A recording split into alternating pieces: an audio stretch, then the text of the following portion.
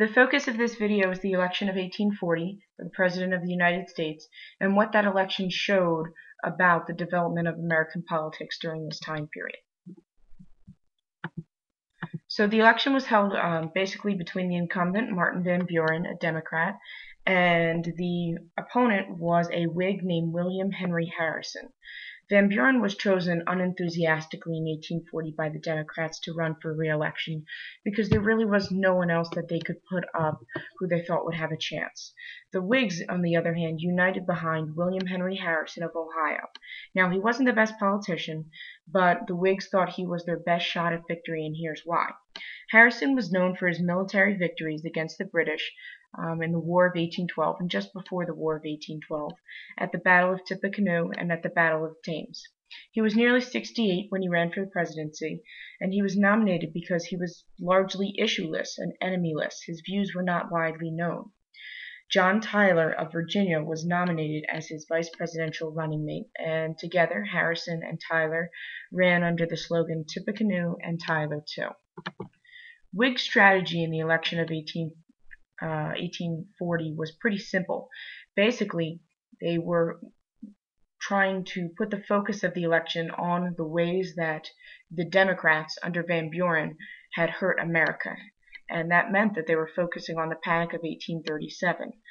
They published no official party platform, relying only on William Henry Harrison's reputation and the failures of the Democrats during Van Buren's presidency to try and win the office.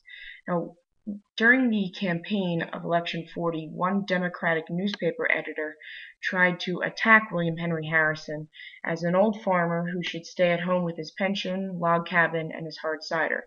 Now, this was meant to be an insult, but the Whigs embraced this insult. They adopted honest hard cider and sturdy log cabins as their campaign symbols. They were trying to connect with the common people, much like Jackson had been able to do in the election of 1828. So the Whigs tried to portray their candidate, William Henry Harrison, as a poor farmer who would remove spoilsmen left over from Jackson's presidency. They attacked Van Buren as an aristocrat, even though William Henry Harrison was also wealthy himself. He lived in a mansion, and Harrison was actually a descendant of one of the first families of Virginia, so one of the rich land-owning families that had been in Virginia since the earliest days of colonization. Now this shows us the election results of 1840. As you can see, it was a clear electoral victory for William Henry Harrison over Van Buren. The final electoral tally was 234 to 260. The popular vote was a little bit closer. William Henry Harrison won by a much closer margin of about 150,000 votes in the popular vote. Now, William Henry Harrison's election represented a decision from the voters on how to deal with the first major depression. The Whigs, who won the election, wanted to expand and stimulate the economy. They wanted to get the government more involved in the economy.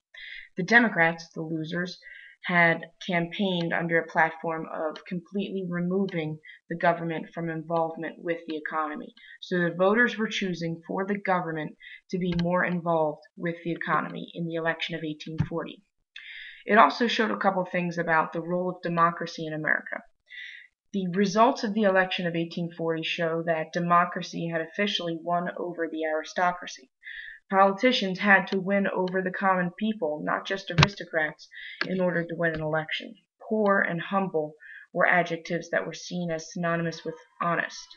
On the other hand, rich, clean, well-spoken, well-dressed, even smart, these were traits that in a candidate were often portrayed as signs of dishonesty. The reaction from the aristocrats or the wealthy individuals after the election of 1840 was largely negative. They found that the tyranny of king numbers, which was how they referred to the large population of common people who were dominating elections, they found that tyranny to be as offensive as the tyranny of King George of England.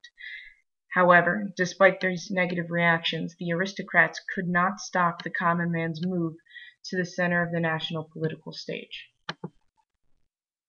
One result of the election of 1840 is that you see the two-party system in American politics becoming officially solidified. These were two parties that had both grown out of Jeffersonian Democratic Republican ideals, but they had taken different stances on how to achieve those ideals. The Jacksonian Democrats focused on individual liberties and freedoms, they focused on states' rights, and they wanted the government to be removed from social and economic affairs. Jacksonian Democrats tended to be poor on the whole.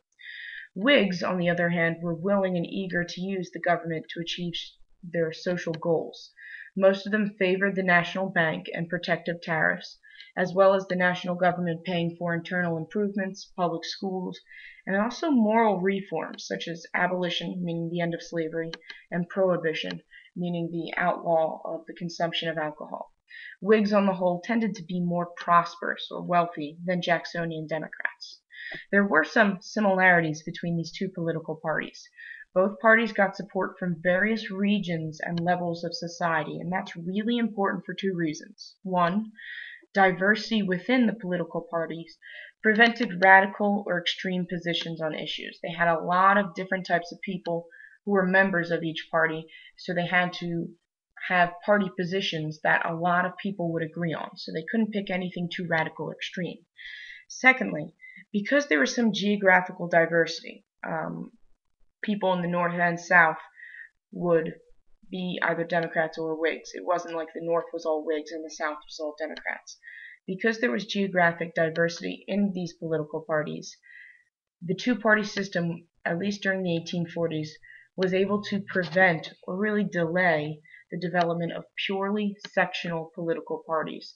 And that didn't change until the 1850s when the two-party system, as it was developed by this 1840 election, began to unravel.